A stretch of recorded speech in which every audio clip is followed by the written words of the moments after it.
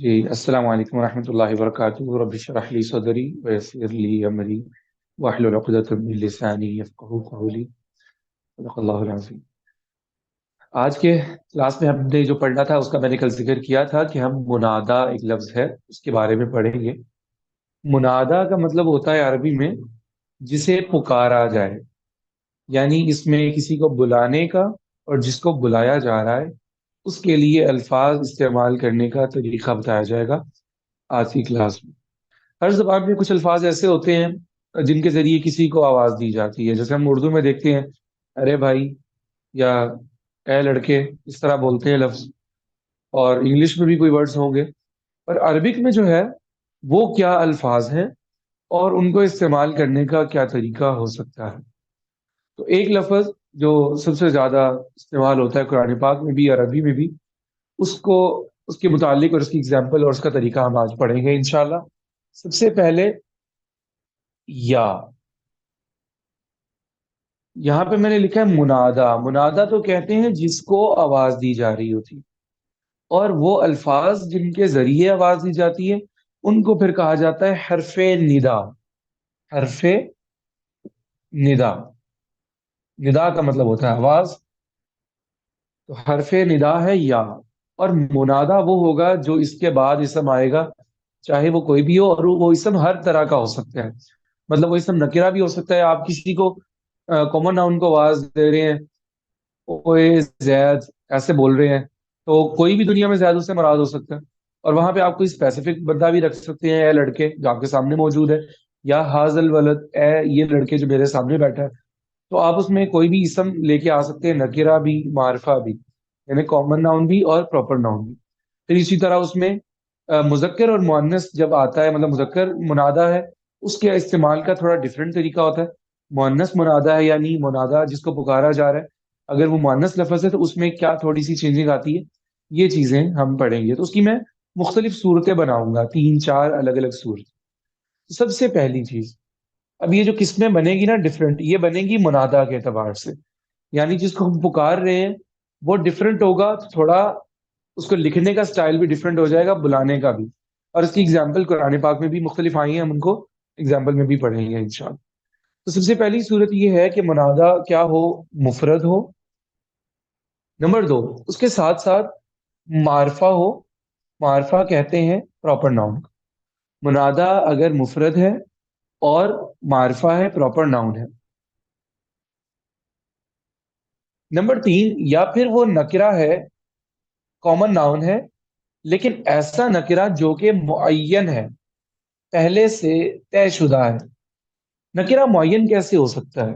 جب ہم نے نکرہ کہہ دیا، کامن ناؤن کہہ دیا، تو پھر وہ معین کیسے ہو سکتا ہے؟ جی، اس کی ایک صورت ہے، وہ یہ کہ جب ہم بولتے ہیں آگ، تو دنیا میں اس سے کوئی بھی آگ مراد ہو سکتی ہے، لیکن آپ ایک آگ کے سامنے کھڑے ہو کے کہہ رہے ہیں نار، آگ، تو اب اس سے مراد دنیا میں ہر آگ نہیں ہو سکتی۔ بے شک آپ نے اس سے اشارہ نہیں کیا کہ یہ والی آگ یا وہ جو میرے سامنے جل رہی ہے، بلکہ آپ ایک چیز کے سامنے کھڑے ہو کے بات کر رہے ہیں، تو چاہے اس کے لیے آپ کامن ورڈ بھی یوز کر رہے ہیں، لیکن اس سے مراد کیا ہوگا؟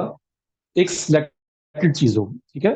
جیسے ہم بولتے ہیں آدمی، عربی میں اس کے لیے لفظ ہے رجل، تو اس سے دنیا میں کوئی بھی رجل مراد ہو سکتا ہے، لیکن ایک آدمی کے سامنے کھڑے ہو کے آپ کہہ رہے ہیں کہ بھائی صاحب، اب اس سے بھائی کون سا مراد ہوگا؟ دنیا میں ہر ایک بھائی مراد نہیں ہوگا، بلکہ وہی ہوگا جس کے سامنے کھڑے ہو کے ہم بات کریں۔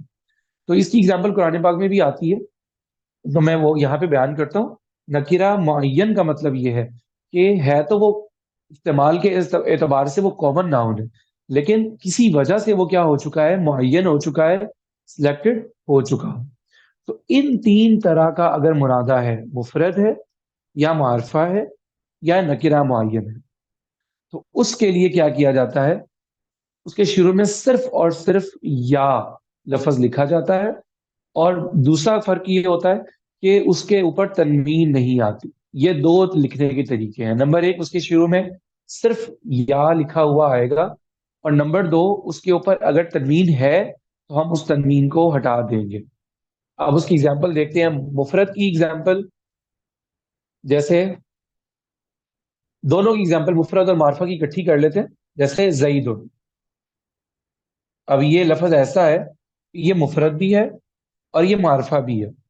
مفرد ہے کہ ایک آدمی اس سے مراد ہے، اور معرفہ اس طرح ہے کہ یہ ایک شخص کا نام ہے، جب کچھ شخص کا نام ہوتا ہے تو وہ پراپر ناؤن ہوتا ہے۔ اور نکرہ معین سے مراد نارن، قرآن پاک میں نارن کے لفظ کی ایگزامپل آتی ہے، تو میں فی الحال یہاں پہ وہ لکھ دیتا ہوں نارن۔ اب یہ تنوین ہے، جب تنوین ہوتی ہے نا تو وہ علامت اس چیز کی ہوتی ہے کہ یہاں پہ دنیا میں کوئی بھی آگ مراد ہو سکتی ہے۔ اب اس کے شروع میں اگر ہم یہ لگا رہے ہیں یا زید، تو ہمیں ایک کام یہ کرنا پڑے گا کہ اس کی تنوین ہٹانی پڑے گی۔ جب ہم زید کو پکاریں گے تو ہم ایسے نہیں کہیں گے یا زیدن، بلکہ ہم کہیں گے یا زیدو۔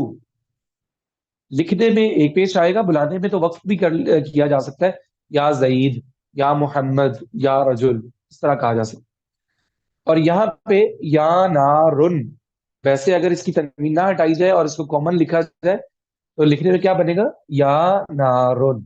لیکن اس فارمولے کے تحت جو ابھی ہم نے اوپر پڑھا ہے، اس کو لکھنے میں بغیر تنوین کے لکھا جائے گا، اس کے باوجود بھی یہ نکرہ معین رہے گا۔ ایسا نہیں ہوگا کہ ہم اس کی تنوین ہٹائیں گے تو پھر یہ نکرہ نہیں رہے گا، بلکہ یہ تنوین یا کی وجہ سے ہٹائی جائے گی۔ یا زیدو، یا نارو، اونی بردم و سلامن علی ابراہیم، جو قرآن پاک کی آیت میں آتا ہے۔ اسی طرح یا مریم، اور کوئی بھی اس سے لفظ آگے لگایا جا سکتا ہے ان تینوں صورتوں میں، مفرد ہو، معرفہ ہو، اور نکرہ معین۔ یہ سب سے سمپل اور سب سے آسان صورت تھی جو ہر جگہ پہ استعمال ہو سکتی ہے، کیونکہ موسٹلی ہم جب کسی کو پکار رہے ہوتے ہیں تو عام طور پہ وہ کوئی مخصوص ہوتا ہے، معرفہ ہوتا ہے، اور یا پھر مفرد ہوتا ہے، اور یا پھر کوئی معین چیز ہوتی ہے۔ تو یہ وہ منادہ کی قسم ہے جو اکثر استعمال ہوتی ہے، اور سب سے زیادہ اس کی اگزامپل موجود ہے۔ نمبر دو، جو دوسری صورت ہے وہ یہ ہے کہ منادہ معرف باللام ہو۔ منادہ معرف باللام کا مطلب یہ ہے کہ جس لفظ سے پہلے آپ نے یا منادہ کا حرف ایڈ کیا ہے وہ الف لام والا ہو، اس لفظ کے شروع میں الف لام ایڈ کیا گیا ہو، یعنی وہ خود آٹومیٹکلی جیسے زید المعرفہ ہے ایسا نہ ہو، بلکہ آپ نے اسے معرفہ بنایا ہو۔ جیسے ایک لفظ عربی میں ہے الرجل، یا الکتاب، ایسے لفظ کو کیا کہتے ہیں عربی میں؟ معرف باللام، یعنی جس کے شروع میں الف لام لگا کے اسے کامن ناؤن سے پراپر ناؤن بنایا گیا ہو۔ کامن ناؤن ہوتا ہے جس کے شروع میں یہ نہیں لگا ہوا، اور جب ہم اس کی شروع میں لام تعریف الف لام لگائیں گے تو وہ معرفہ بن جاتا ہے، اس لیے اسے معرف باللام کہتے ہیں کہ لام کے ذریعے اسے معرفہ بنایا گیا ہے۔ اس کے شروع میں جب ہم یا ایڈ کریں گے بلانے کے لیے تو اس کا طریقہ یہ ہوگا کہ صرف یا نہیں لکھیں گے، بلکہ اس کے اندر ایک ورڈ اور ایڈ کریں گے۔ یہ دوسری صورت ہے۔ اس کا طریقہ یہ ہے کہ اگر منادہ معرف باللام ہے تو اس کے شروع میں یا لگاتے وقت ایک لفظ اور ایڈ کریں گے، اور وہ لفظ مذکر میں اور مؤنث میں ڈفرنٹ ہوگا۔ وہ کیا ہوگا؟ مذکر کے اندر ایوہا، ایوہا، اور مؤنث کے لیے ایتوہا،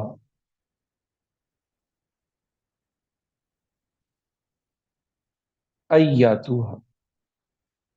اسی لیے ہم دیکھتے ہیں کہ جتنے الفاظ ایسے قرآن پاک میں آتے ہیں جن کے شروع میں الف لام لگا ہوا معرف باللام ہے، اور ان کے شروع میں یا جب آتا ہے تو مذکر میں یا ایوہل اور مؤنث میں یا ایتوہل۔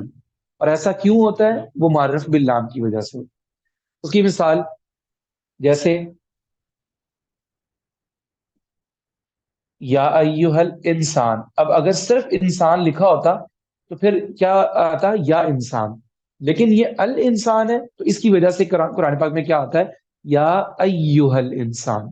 اگر نکرہ لکھا ہوتا نبی تو اسے کوئی بھی نبی مراد ہو سکتے تھے، اور جب ان نبیو قرآن پاک میں لکھا ہوتا ہے تو پھر اس کے شروع میں یا ایوہ النبی، ایوہ النبی۔ اور یہ ایوہ کیوں آیا؟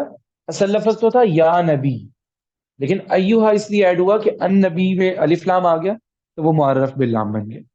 اور مؤنث کی ایگزامپل یہ ہے کہ مطمئن، اب یہ تا جو ہے یہ مؤنث کی علامت ہے، مطمئن، چونکہ یہ مؤنث کی علامت ہے، مؤنث کا لفظ ہے، تو قرآن پاک میں آتا ہے ایتھا النفس المطمئنہ، کیونکہ نفس کا لفظ جو ہے یہ بھی عربی میں مؤنث استعمال ہوتا ہے، تو وہاں پہ آتا ہے یا ایتھا النفس المطمئنہ.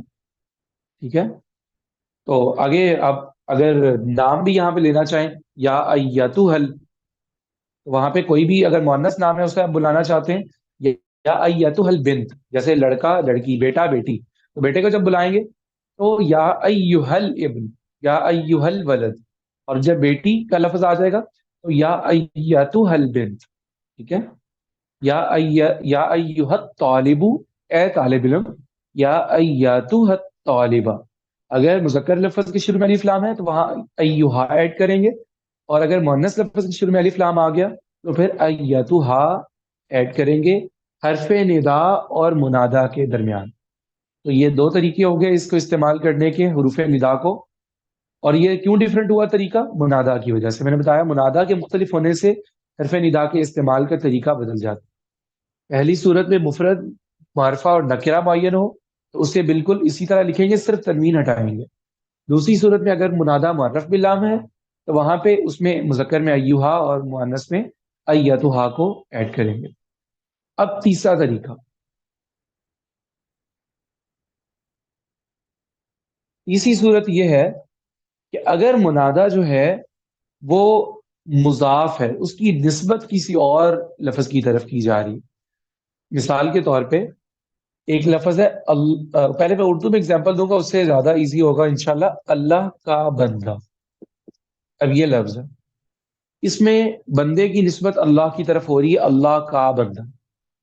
اب ہم اس کا اردو عربی میں ترجمہ بناتے ہیں تو بن گیا عبداللہ. عبداللہ. اس کے شروع میں ہم حرف ندا ایڈ کرنا چاہتے ہیں کہ اے اللہ کے بندے. اب اس کا مطلب کیا ہو گیا؟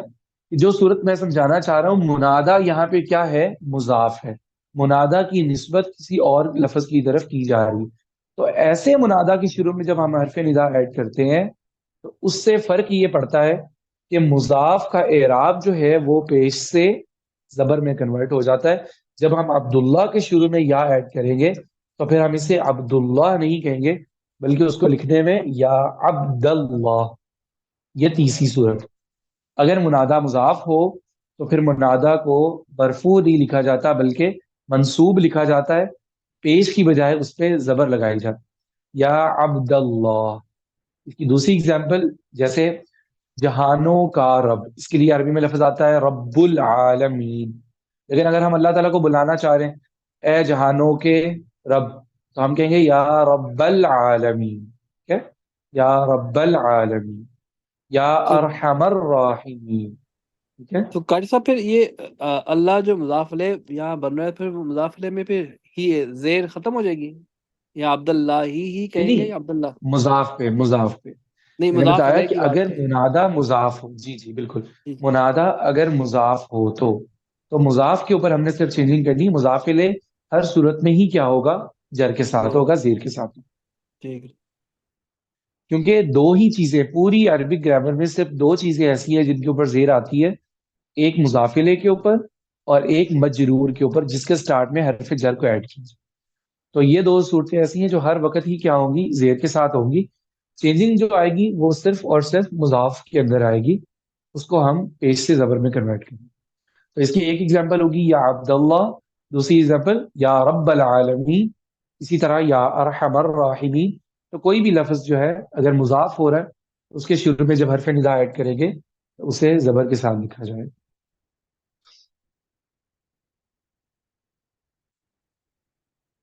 کچھ جگہیں ایسی ہوتی ہیں کہ جہاں پہ حرف ندا کو حذف بھی کر دیا جاتا ہے، یعنی کچھ صورتیں ایسی ہوتی ہیں جہاں پہ حرف ندا کو لکھنے کی ضرورت نہیں ہوتی. وہ کیا ہیں؟ قرآن پاک میں آتا ہے کہ بہت ساری جگہوں پہ کوئی لفظ بن رہا ہوتا ہے حرف ندا، لیکن اس کے شروع میں منادہ بن رہا ہوتا ہے لیکن اس کے شروع میں حرف ندا نہیں لکھا ہوا ہوتا. تو وہ جگہیں یہ ہوتی ہیں، نمبر ایک، اگر اس میں عالم ہے، منادہ جو ہے وہ کسی کا نام ہے اور اس کا پہلے ذکر ہو چکا ہوا ہے. ایک تو ہے کسی کا نام اور دوسرا اس کا پہلے سے کہیں ذکر ہو چکا ہوا ہے، تو دوبارہ اسے مخاطب کرنے کے لیے حرف ندا کو ہٹا دیا جاتا ہے. اس کی مثال قرآن پاک میں آتی ہے اور اس میں پھر اعراب کے اندر بھی کوئی چینجنگ نہیں آتی. جیسے اس کی اگزامپل یوسف اعرض عن ھذا.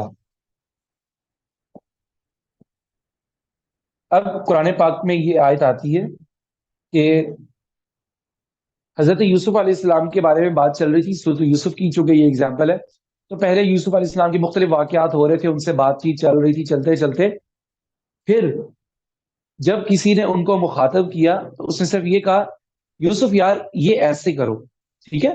اب اس میں ان کا دوست تھا، وہ جو ان کا جیل کا ساتھی تھا، تو اس نے اس طرح کر کے جب مخاطب کیا، اب اس میں یہ کہنے کی ضرورت نہیں کہ اے یوسف، مطلب آپ پہلے بات کر رہے ہیں، کسی کو پہلی مرتبہ مخاطب کیا اور دوبارہ صرف بھائی ایسے. اب جب ہم دوبارہ بات کر رہے ہیں تو بھی ہم اسے مخاطب کرنا چاہ رہے ہیں، بلانا چاہ رہے ہیں، لیکن ہر مرتبہ پھر یا کو استعمال نہیں کیا جاتا.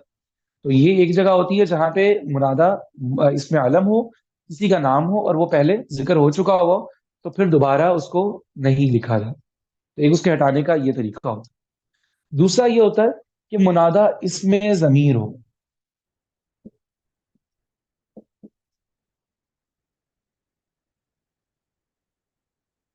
بلکہ آپ اس کو اس طرح لکھ لیں کہ ضمیر کی طرف مضاف ہو، کیونکہ جو اس کی اگزامپل ہے اس میں مضاف مضاف لے آ رہا ہے. اگر ایک لفظ ہوتا تو پھر اس کی اگزامپل اور طرح کی بنتی. ضمیر کی طرف مضاف،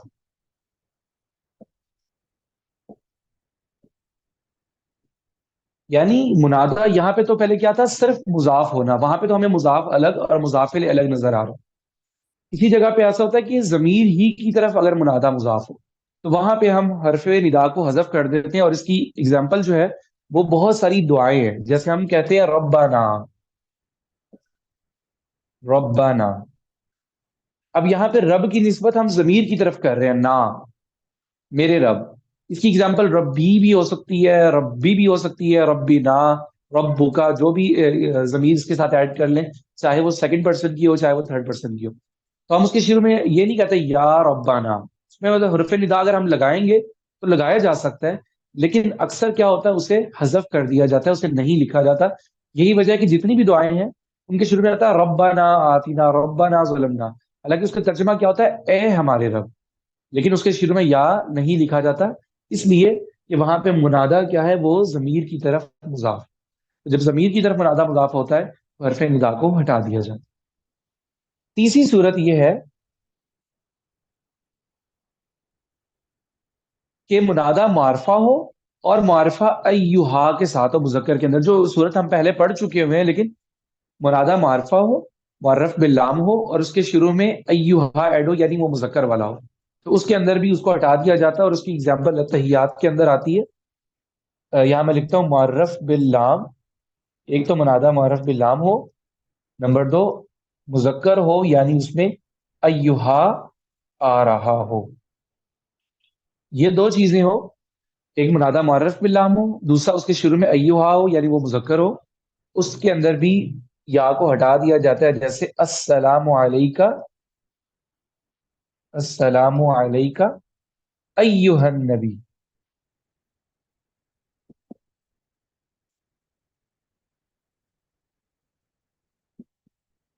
اب یہاں پہ ان نبی ایہا کے ساتھ بھی آ رہا ہے اور معرف باللام بھی ہے.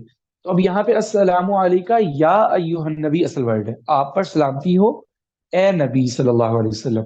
لیکن معرف باللام ہونے کی وجہ سے اور ایہا آنے کی وجہ سے، کیونکہ ایہا جو ہے نا یہ خود ایک نشانی ہے، جب اس کے قائم مقام ایک نشانی پائی جا رہی ہے تو عرب میں کیا کیا جاتا ہے، کلام کے اختصار کی وجہ سے، اسے مختصر کرنے کی وجہ سے کسی چیز کو ہٹا دیا جاتا ہے.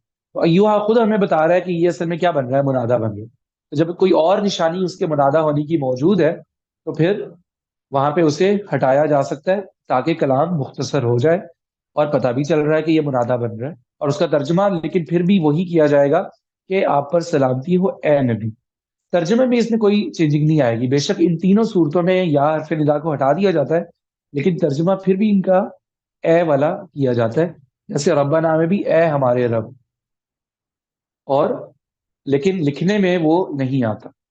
اچھا، اس صورت کے اندر ایک چیز اور سمجھنے والی ہے، اور وہ یہ ہے کہ جب ہم ضمیروں کی طرف مضاف کرتے ہیں نا، جیسے ربنا تو اس میں ایک ضمیر آتی ہے یا متکلم کی، میرے رب. متکلم کی ضمیر کے بارے میں ہم پچھلے سبق میں بھی دو تین سبق پہلے بھی یہ بات کر چکے ہیں کہ یہ جو یا ضمیر متکلم والی ہے نا، اس کے تھوڑے تھوڑے الگ سے رولز ہوتے ہیں. یہ چاہتی کہ جب بھی آئے تو اس کے پیچھے والے حرف پہ اعراب بھی چینج ہو گئے. یا جو ہے وہ ہمیشہ یہ چاہتی ہے کہ میرے پیچھے والے ورڈ پہ زیر ہونی چاہیے، اور اس کی وجہ سے باقی رولز جو ہوتے ہیں ان سے ذرا ہٹ کے اس کو لکھنے اور پڑھنے کا طریقہ ہوتا ہے. تو اس کی کچھ صورتیں ہیں. جب ہمارا منادہ یا متکلم کی ضمیر کی طرف مضاف ہوگا، جیسے ربی، تو اس کو مختلف صورتوں میں لکھا جا سکتا.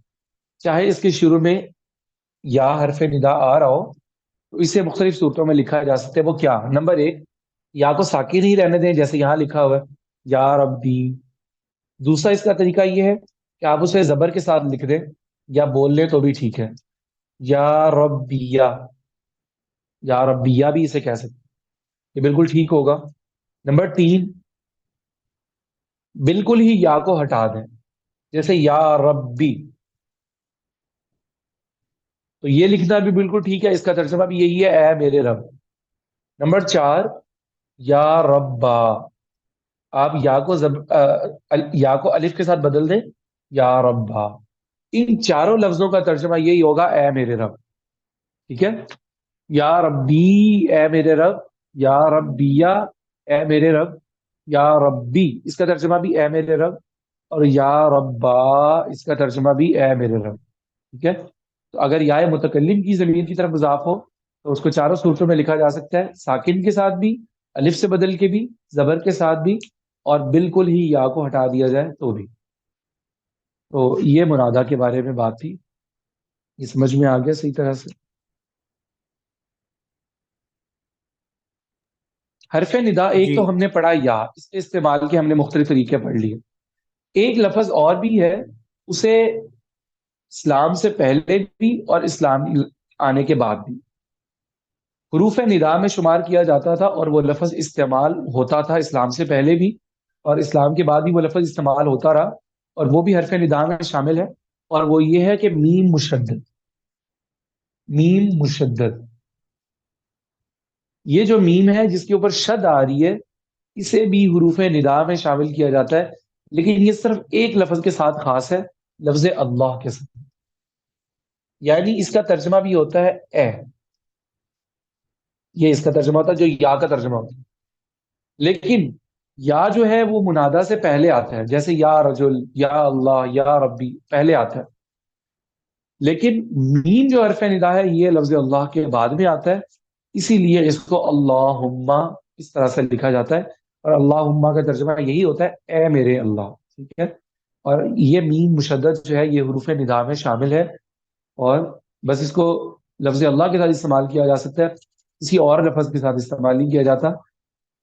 تو یہ بھی حروف ندا میں شامل ہے. سر، تسنیہ کے لیے پھر کیا کون سا حرف ندا یوز کریں گے؟ جی، حرف ندا جو یا ہے یہ سب کے ساتھ آ سکتا ہے. مذکر اور مؤنث ہونے میں تو اس میں فرق ہے، ایوہا اور ایتوہا کا. عدد کے لحاظ سے اس میں کوئی فرق نہیں ہے. ٹھیک ہے؟ چاہے وہ دو لوگوں کے لیے ہو تو ہم کہیں گے یا رجلانی، اے دو لوگوں، دو آدمیوں.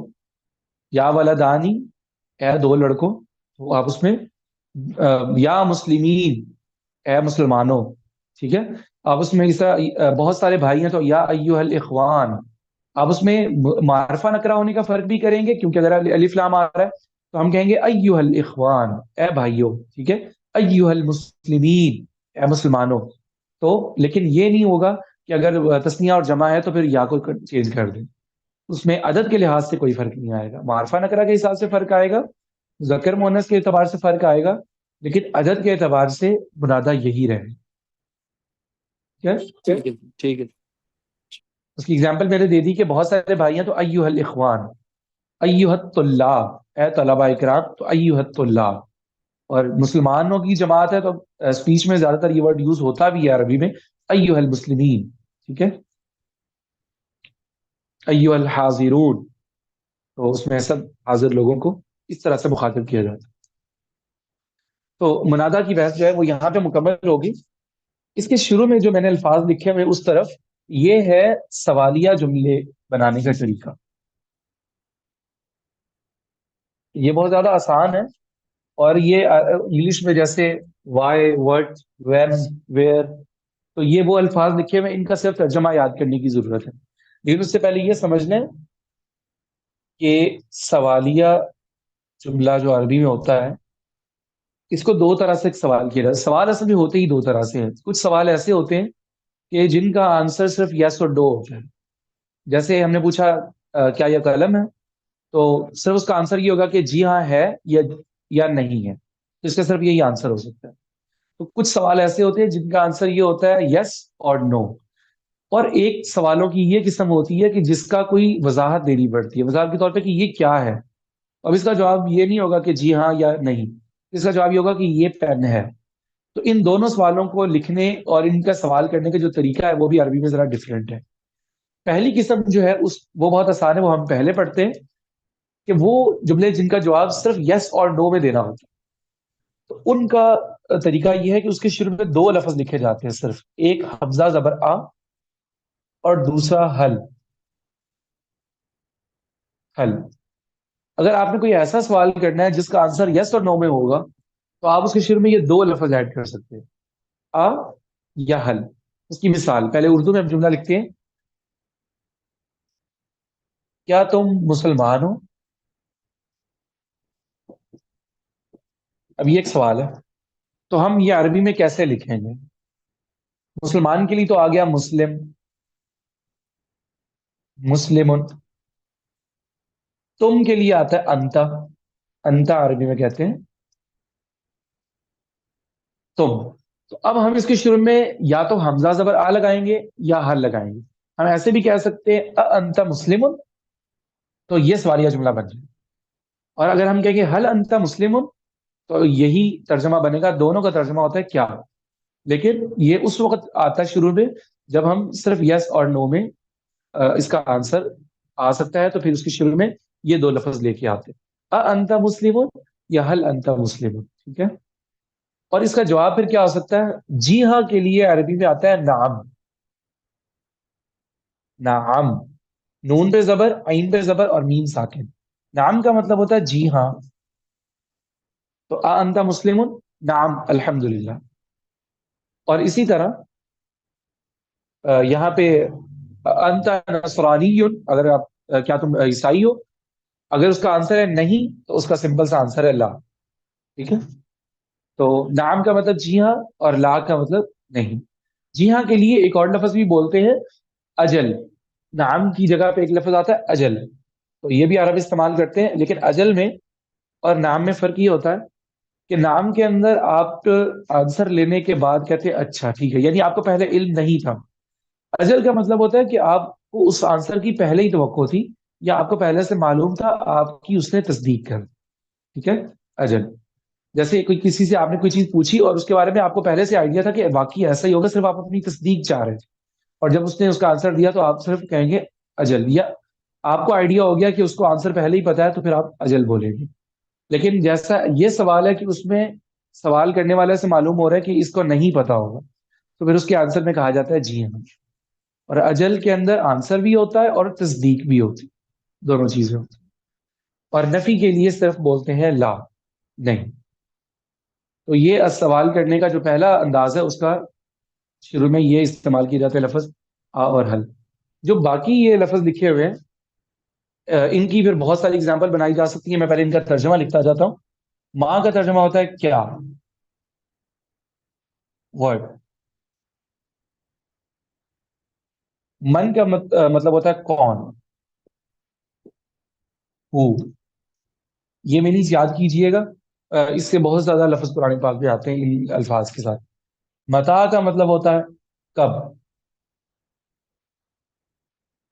اور وین. ایانا کا ترجمہ بھی یہی ہوتا ہے. یہ دو لفظ ہیں جن کا ترجمہ ہوتا ہے کب. متا کا ترجمہ بھی ہوتا ہے کب، اور ایانا کا ترجمہ بھی ہوتا ہے کب. ان دونوں کی ایگزامپل قرآن پاک میں آتی ہیں. متا کا مطلب متا نصر اللہ. ایک پروفٹ تھے اور ان کی امت نے پوچھا کہ کب اللہ کی مدد آئے گی. جو آج کل ہمارا بھی حال ہوا ہوا کہ ہم دیکھتے ہیں مسلمانوں پہ ظلم ہوتا ہوا، تو کہتے ہیں اللہ کی مدد کب آئے گی، متا نصر اللہ. ٹھیک ہے. تو मता का मतलब कब। अय्याना, मुशरिकीन नबी करीम सल्लल्लाहु अलैहि वसल्लम सवाल करते थे क्यामत कब आएगी। अय्याना यौमुल क़ियामा, ठीक है। तो अय्याना का मतलब कब। कैफा, ये हाल अहवाल पूछने में बहुत ज्यादा इस्तेमाल होता है। कैफा का मतलब कैसे। कैफा हालुका या कैफा अंता। हाँ, ये तर्जुमा इसका। अईना का मतलब कहाँ।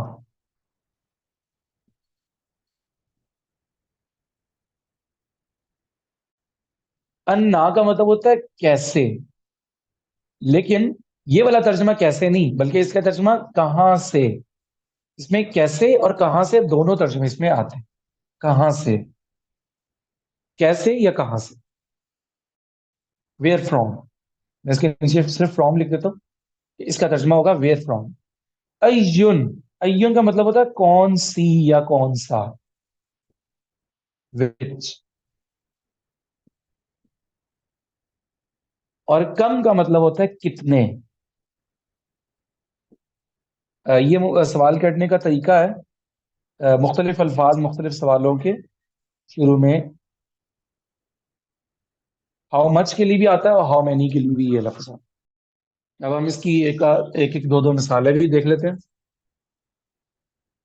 माँ, हम किसी से किसी का नाम पूछना चाह रहे हैं कि तुम्हारा नाम क्या है। तो नाम के लिए आता है इस्म, और तुम्हारा नाम क्या है इसके लिए काफ। मैंने बताया था कि जब हम किसी से सवाल कर रहे हैं या सब्जेक्ट है, यानी वो हालत रफा के अंदर है, उसके लिए जब बल्कि निस्बत हो रही है, किसी एक चीज की निस्बत दूसरे की तरफ हो रही है, किसी का नाम किसी की चीज, तो वहां पे जो जमीरें आती हैं वो अटैच्ड जमीरें आती हैं, यानी मुजाफ के साथ मिल के आती है। तो यहाँ पे हम चूंकि किसी के नाम के मुतालिक पूछना चाह रहे हैं, तो जो जमीर होगी वो इसम के साथ अटैच्ड होके आएगी। और अटैच्ड जमीरें कौन सी होती हैं, काफ वाली, वो ता वाली नहीं होती, अंता अंतुमा वाली, वो होती है का कुमा कुम। तो यहाँ पे आ जाएगा इस मौका। इस मौका, इस मौका का मतलब है तुम्हारा नाम, लेकिन अब उसके शुरू में माँ हम लगा देंगे तो ये एक सवाल बन जाएगा, माँ इस मौका तुम्हारा नाम क्या है। और ये लिखते वक्त बोलते वक्त बोलते हैं मस्मू का, इसलिए ये जो दरम्यान में हमजा आ रहा है ये हमजा वसली है। हमजा वसली वो कहते हैं जब उससे पहले कोई और लफ्ज आ जाता है तो फिर उसको पढ़ते नहीं है, लिखने में वो आता है, पढ़ने में नहीं आता। अगर यहाँ माँ ना होता ना तो फिर इसको इसी तरह ही पढ़ते इस मुंह का, लेकिन जब उसके शुरू में माँ ऐड हो गया हम उसको मस मुका कहेंगे, फिर हमजा की जेर को नहीं पढ़ेंगे। मस मुका का मतलब होता है तुम्हारा नाम क्या है। मन का मतलब कौन। हम कहते हैं आप कौन है, तो मन अंता, बहुत इजी सी इसकी एग्जांपल है, मन अंता, मन अंतुम। तो ये एक सवाल है, तुम कौन हो। मता और अयाना, इनकी एग्जांपल मैं दे चुका हूं कि मता नसरुल्लाह, मता नसरुल्लाह, कब है अल्लाह की मदद। और अयाना, अयाना यौमुल क़ियामा, ये सवालिया बन गया कब है क्यामत का दिन, कब है अल्लाह की मदद। कैफा, ये भी एक जैसे माँ और मन थे तारुफ के लिए, तुम्हारा नाम क्या है, तुम कौन हो। कैफा, आपका हाल कैसा है, आप कैसे हैं। तो कैफा हाल का भी आ सकता है, और कैफा अंता, आप कैसे हैं, कैफा अंता, और आपका हाल क्या है, इसके लिए आप हालू का बोल सकते हैं। अईना, कहाँ। तो आप कहते हैं भाई किधर है, ये किसी को ढूंढ रहे हैं कि वो कहाँ पे है, या किताब कहाँ है, अईन अल किताब, अईन अल कलम, अईन अल अखी, ठीक है। तो ये लफ्ज अईना इस्तेमाल होता है उसके लिए। अईन अल कलम, पेन किधर है। अन्ना, कहाँ से, कैसे। कुरान पाक में इसकी एग्जाम्पल आती है कि हजरत जकरिया अलैहिस्सलाम जो है वो मस्जिद अक्सा बैतुल मक़दिस में आए, तो हजरत मरियम अलैहिस्सलाम के पास फल पड़े हुए थे, तो उन्होंने पूछा कि अन्ना लकी हाजा, तुम्हारे पास ये कहाँ से आ गया। अन्ना लकी हाजा, क्या। लकी, लकी का मतलब तुम्हारे लिए, हाजा तुम्हारे लिए ये कहाँ से आ गया। अन्ना लकी हाजा, कहाँ से। अय्युन, कौन सा। اس کے ساتھ ایون جو ہے نا، یہ اس کے بارے میں سمجھ لیجیے کہ یہ ہمیشہ جب بھی آتا ہے یہ مضاف ہو کے آتا ہے، اس کی کسی چیز کی طرف نسبت ہو رہی ہوتی ہے، کیونکہ اب جو کون سا لفظ ہے نا اس کے ساتھ ضروری ہمیں کوئی اور لفظ ایڈ کرنا پڑے گا، کیونکہ ہم کسی چیز کے بارے میں پوچھنا چاہ رہے ہیں تو ہمیں وہ چیز بھی بیان کرنی پڑے گی، اور اگر کوئی چیز بھی نہ ہو تو ہمیں یہی لکھنا پڑے گا کہ چیز کے لیے عربی میں لفظ آتا ہے شیء، ہمیں کہنا پڑے گا ایو شیء، کون سی چیز، ایو شیء، تو یہ شیء کی طرف کیا ہو رہا ہے؟ مضاف ہو رہا ہے، کون سی چیز۔ قرآن پاک میں آتا ہے ایو شیء اکبر شہادہ، اللہ سے زیادہ بڑی کیا چیز ہو سکتی ہے بطور گواہی کے؟ اللہ سے زیادہ بڑا کون ہو سکتا ہے گواہی دینے کے لیے؟ تو کم، ہاؤ مچ، ہاؤ مینی، کم ترکو من جنات، کم ترکو من جنات، اللہ تعالیٰ فرماتے ہیں کتنی پہلی قومیں جو تھیں وہ کتنے ہی باغات چھوڑ کر دنیا سے چلے گئے، یہاں جنات نہیں ہے، جنات کہتے ہیں باغ کو۔ کم جو آخر میں ہے نا، یہ دو طرح سے استعمال ہوتا ہے، یہ سوال کے لیے بھی بعض اوقات آتا ہے اور خبر دینے کے لیے بھی آتا ہے، کم کا استعمال دو طرح سے ہوتا ہے، باقی سارے تو ایسے ہی ہیں جیسے ان کی اگزامپل میں نے بتا دی۔ کم جو ہے یہ دو طرح سے ہوتا ہے، خبریہ بھی ہوتا ہے اور استفہامیہ بھی ہوتا ہے، یعنی یہ سوال کے لیے بھی آتا ہے اور نیوز دینے کے لیے آتا ہے، دونوں طرح سے یہ قرآن پاک میں استعمال ہوا ہے۔ کم استفہامیہ جو ہوتا ہے نا یہ زیادہ تر عدد کے لیے، اور اس کے ساتھ جب یہ سوال ہوتا ہے تو اس کا جو بعد آنے والا لفظ ہوتا ہے وہ نکرہ ہوتا ہے اور اس کے اوپر زبر لگایا جاتا ہے۔ مثال کے طور پہ ہم پوچھنا چاہتے ہیں تمہارے پاس کتنی کتابیں ہیں، تو اب ہم جو کتاب والا لفظ ہے چونکہ اس کے بارے میں سوال کر رہے ہیں تو استفہامیہ اب ہوگا نا کم، اب کتاب کو ہم زبر کے ساتھ لکھیں گے، یہ کم استفہامیہ کو، سوالیہ جو کم ہے اس کو لکھنے کا طریقہ یہ ہے کہ ایک تو ہم جس کے بارے میں سوال کر رہے ہیں اسے نکرہ لکھیں گے، نمبر دو اس کو زبر کے ساتھ لکھیں گے، جیسے تمہارے پاس کتنی کتابیں ہیں، تو یہ معلوم کرنے کے لیے ہم لکھیں گے کم کتابن عندک، کم کتابن عندک، عندک کا مطلب ہوتا ہے تمہارے پاس، عندک، تو یہ ہوتا ہے سوالیہ جملہ لکھنے کا طریقہ، کم کتابن عندک، جو سوال کے لیے کم آئے گا، اور جو خبر دینے کے لیے آتا ہے اس کا طریقہ یہ ہوتا ہے کہ اس کے شروع میں من لگایا جاتا ہے، حروف جارہ، یہ قرآن پاک میں بھی استعمال ہوا ہے بہت ساری جگہ پہ، کم ترکو من جنات، اس کم کی نشانی یہ ہوتی ہے کہ اس کے شروع میں من حروف جارہ کو لگایا جاتا ہے، جیسے کم ترکو من جنات، کتنے ہی باغات وہ چھوڑ گئے، کم اہلکنا من قبلہم، کتنے ہی قوموں کو ہم نے ان سے پہلے ہلاک کر دیا، تو یہ کم کم کے جو الفاظ ہیں، کم ارسلنا من رسل، ہم نے کتنے ہی رسول بھیجے، تو وہاں کا ترجمہ ہوتا ہے کتنے ہی، تو وہ تعداد بیان کرنا اس کو کہتے ہیں کم خبریہ، کیونکہ اس میں ایک خبر دی جا رہی ہے۔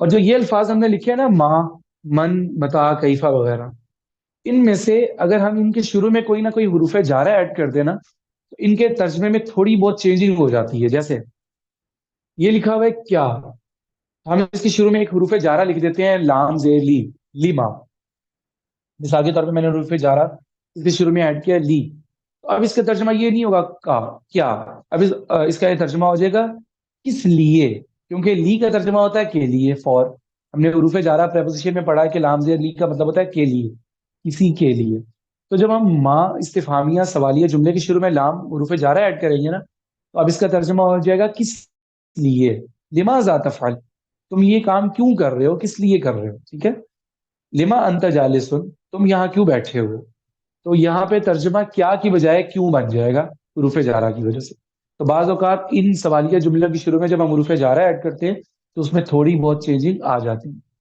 اب یہ من ہے، اس کے شروع میں جب ہم یہی لام زیر لی لگا دیں گے تو پہلے تھا کون، اب من کے شروع میں آ جائے گا کس شخص کے لیے، اب ترجمہ کیا ہو جائے گا کس شخص کے لیے، اور دوسرا ترجمہ ہم کریں گے کس کی یا کس کا، اب یہ ترجمہ ہو جائے گا لمن حاضل کتاب، تو اس سے پہلے تو ہم کہتے ہیں لمن، من کا مطلب تھا کون، لیکن جب ہم اس کے شروع میں لام زیر لی لگا دیں گے تو اب ہو جائے گا یہ چیز کس کی ہے، لمن حاضل کتاب، کس کی ہے یہ کتاب، ٹھیک ہے، اب من کا ترجمہ تو تھا کون، لیکن حروف جارہ کی وجہ سے اس کا ترجمہ ہوگا کس کی، تو یہ چینجنگ اس کے اندر آ جاتی ہے۔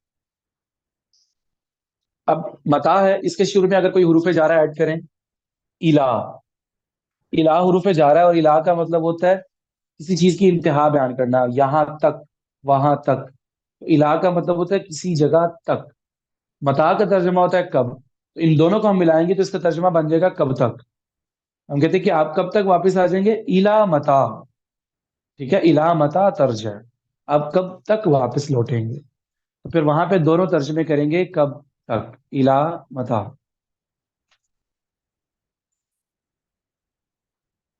اور اینا کے شروع میں من حروف جارہ لگا دیں. حروف جارہ مختلف ہیں. آپ نے وہ بھائی کو کل سبق ریوائز کروایا تھا، تو اس میں حروف جارہ وغیرہ کا کوئی تذکرہ ہوا یا نہیں ہوا، پریپوزیشن کے جو ورڈز تھے؟ نہیں حبیب بھائی، انشاءاللہ ویکینڈ کے اوپر ہم کور کریں گے. میں جی نے صرف وہ بتایا انشاءاللہ. تھا، اوور ویو دیا تھا کہ ہم اسم کی پہچان اور اس کے بعد مرکب، اور اب ہم جملے پڑھ رہے ہیں. جی جی، حروف جارہ کا تعارف کروا دیجیے گا، کوشش کیجیے گا آج یا کل یا ویکینڈ پہ انشاءاللہ. اس لیے کہ حروف جارہ بہت ساری چیزوں میں استعمال ہوتے ہیں، اس لیے وہ عربی میں شروع میں ہی پڑھا دیے جاتے ہیں. تو اب من جو ہے، من کا ترجمہ ہوتا ہے سے، فرام. تو جب آئینہ کے شروع میں ہم نے لگایا تو اس کا ترجمہ کیا ہو گیا، ویئر فرام. اب اس کا ترجمہ، ویسے انا کا ترجمہ تو ہوتا ہے نا کہاں سے، کس طرح سے. اس کا ترجمہ کہاں سے بھی ہو سکتا ہے، کس طرح بھی ہو سکتا ہے، کس طرح. لیکن جو من اینا آنتا ہے نا کہ آپ کہاں سے آئے ہیں. ٹھیک ہے، تو من چونکہ جیسے میں نے بتایا کہ الہ لمٹ اینڈ والی بتاتا ہے، اور من سٹارٹنگ کی لمٹ بتاتا ہے، کہاں سے اور کہاں تک. تو من اینا کا مطلب ہوگا کہ کہاں سے، کہاں سے، ویئر فرام. اور من اینا انتا، آپ کہاں سے آئے ہیں، آپ کہاں سے تعلق رکھتے ہیں. اسی طرح ایک حروف جارہ ہے عن. ان جب کسی چیز کے بعد شروع میں ایڈ ہو جاتا ہے تو اس کا مطلب ہوتا ہے کسی چیز کے ان. یہاں پہ تو ہم نے لام لگایا نا، لیما، تو اس کا ترجمہ بن گیا کس کے لیے، یا کیوں. کیوں کس کا ترجمہ بنا. تو قرآن پاک میں ایک جگہ پہ آتا ہے ان ما، یعنی ما حروف جا رہا ہے، ما حرف استفہام تھا، ان حروف جا رہا تھا. جب ہم نے اس کے شروع میں یہ لگا دیا، اب ان کا ترجمہ ہے سے، اور ما کا ترجمہ ہے کیا. جب ہم ان دونوں کو ایک ساتھ لکھیں گے ان ما، تو پھر عربی میں یہ اس طرح لکھا ہوتا ہے اما، یا الف کے بغیر اس طرح لکھا ہوتا ہے اما.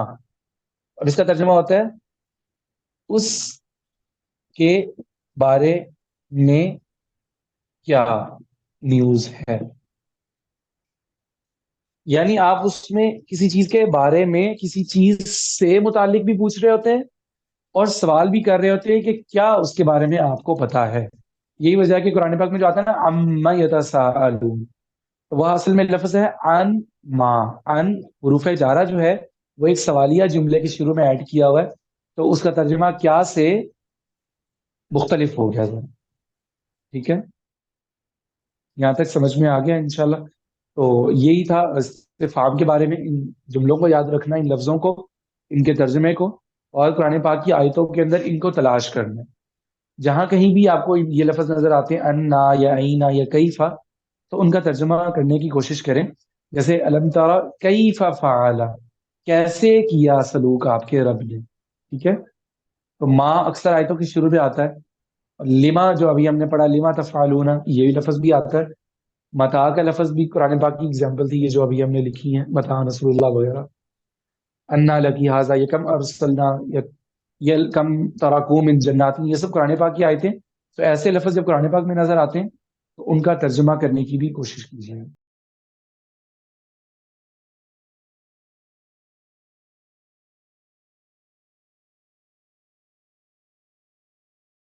تھینک جی، یو. کوئی اور اگر بات سمجھ میں نہیں آئی تو وہ آپ پوچھ سکتے ہیں اس چیپٹر کے بارے میں، جو استفہام سوالیہ جملے کے جو انہیں پڑھیں. استفہام کا مطلب انکوائری ہوتا ہے نا اردو میں. جی، اس کی میں وضاحت کر دیتا ہوں، یہ بہت دلچسپ چیز بن جائے گی انشاءاللہ. استفہام، یہ جو سین اور تا ہے نا، سین اور تا، اس کے بارے میں آپ یاد رکھیے کہ جس بھی لفظ کے شروع میں یہ سین تا ایک ساتھ استعمال ہوتا ہے نا عربی میں، قرآن پاک میں بھی بہت ساری جگہ پہ، تو اس کا معنی ہوتا ہے کسی چیز کو طلب کرنا. سین اور تا جس ورڈ کے لفظ کے شروع میں آ رہا ہوتا ہے، جیسے یہاں پہ استفہام، تو اس کا ترجمہ ہوتا ہے کوئی چیز طلب کرنا. اور باقی یہ جو لفظ ہمیں نظر آ رہا ہے نا، فاہامی، یہ اصل میں کیا ہے؟ فہم، سمجھ. آپ کسی چیز کے بارے میں علم طلب کرنا چاہ رہے ہیں، کسی چیز کے بارے میں آپ جاننا چاہ رہے ہیں، تو استفہام کا یہ معنی ہوتا ہے. ٹھیک ہے؟ جس چیز کے بارے میں آپ کو نہیں پتا اور آپ اس کے بارے میں جاننا چاہ رہے ہیں، اس کے بارے میں آپ علم طلب کرنا چاہ رہے ہیں. ٹھیک ہے؟